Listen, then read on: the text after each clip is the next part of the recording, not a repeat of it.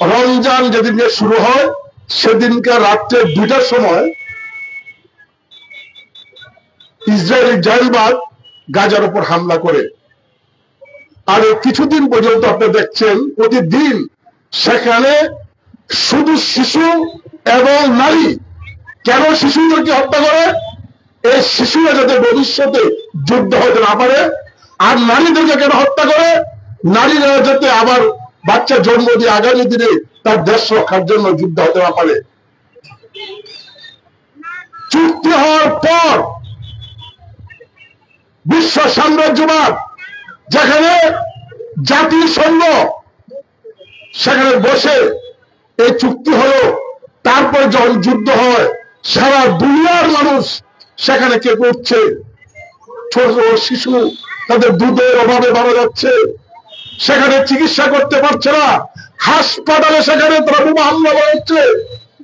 ডাক্তাররা যেখানে চিকিৎসা করার জন্য তাদেরকে বাঁচানোর জন্য যাচ্ছে, সেখানে ডাক্তারকে দেখে দেখে তারা বোমা হামলা করছে। তাহলে বিশ্ব সাম্রাজ্যবাদ আমেরিকার জাইলবাদের উপর জাইলবাদ কিভাবে ফিলিস্তিনি জনতার উপর সেভাবে হামলা করছে?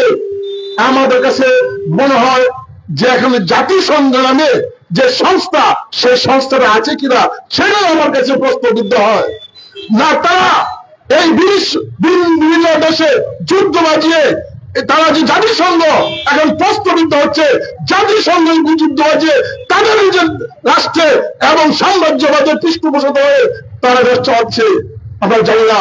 আমরা বাংলাদেশের সমাজতান্ত্রিক দল বাসদের পক্ষ থেকে গতকাল সারা বাংলাদেশের থেকে শুরু করে বিশ্বের সমস্ত দেশে দেশে এই শিশু এবং নারীদের উপর এবং গাজায় যে হামলা করা হচ্ছে, এবং গাজায় সেখানে কিভাবে ডোনাল্ড ট্রাম্প সেখানে বলে গাজা তাকে ছেড়ে দেওয়ার জন্য, অর্থাৎ গাজা ছেড়ে দেওয়ার অর্থ হচ্ছে তার যে ভূখণ্ড, তার যে জমি, তার যেখানে জীবন মরণ সেখানে যেখান থেকে সে গড়ে উঠছে সেটাকে ছেড়ে দেওয়ার জন্য।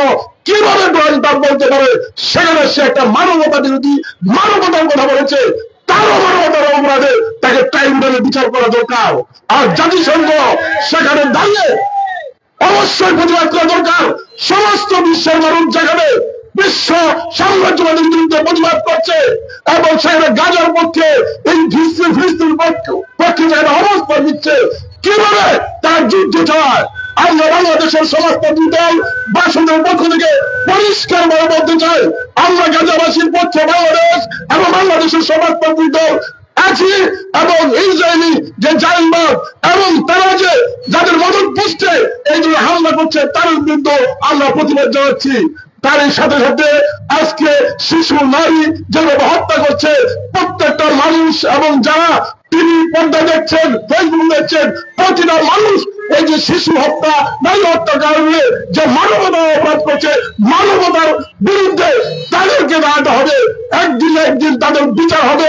সেই বিচারের দাবিতে এবং যুদ্ধ বন্ধ করার দাবি জানিয়ে বাংলাদেশের সমাজতান্ত্রিক দল বাসদের পক্ষ থেকে আপনাদেরকে তার বিরুদ্ধে প্রতিরোধ দেওয়ার জন্য আহ্বান জানিয়ে আমি আমার সংক্ষিপ্ত বক্তব্য শেষ করছি।